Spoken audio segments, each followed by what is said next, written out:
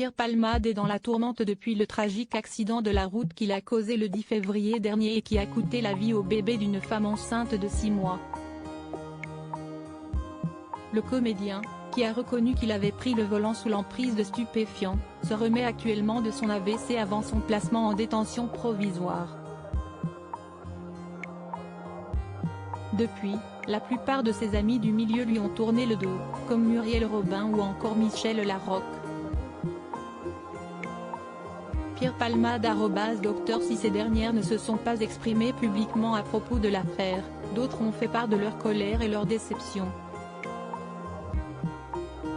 Ainsi, Patrick Adler s'est souvenu d'un homme malade depuis 3 décennies, tandis que Michel Bougena déclarait au micro de RTL le 18 février dernier « Je crois aujourd'hui, hélas, si est-il terrible, qu'il ne s'agit pas de ses addictions. Je pense qu'il ne peut pas sortir de la situation dans laquelle il s'est mise. La culpabilité chez lui doit être incroyablement forte. Je ne sais pas comment. Si est-il terrible, a-t-il commencé, visiblement très ému. Et de poursuivre, ne me faites pas trop parler de ça. Ça me terrifie parce que je le connais, mais ça me terrifie aussi pour tous les gens qui souffrent de tout ça. Les victimes et les responsables des accidents. Moi, j'ai fait beaucoup de routes dans ma vie et je me demandais pourquoi on n'arrêtait pas ces gens. Benjamin Castaldi sort du silence ce mardi 28 février, les langues se sont déliées sur le plateau de Touche pas à mon poste. Benjamin Castaldi s'est exprimé sur la drogue qui circule au sein du milieu politique et celui du show business.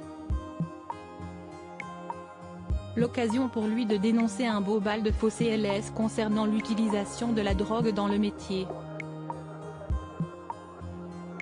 Celui qui, à l'instar de Pierre Palmade, connaît des problèmes financiers, a également admis que oui, il lui était déjà arrivé d'avoir testé cette salerie et d'avoir fait des soirées avec Palmade, il y a longtemps.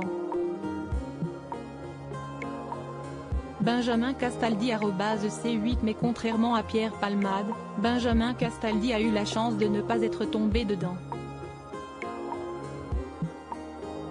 Pour finir, l'ancien présentateur de Secret Story a balancé avoir vu un certain nombre de gens, extrêmement connus, consommer des stupéfiants.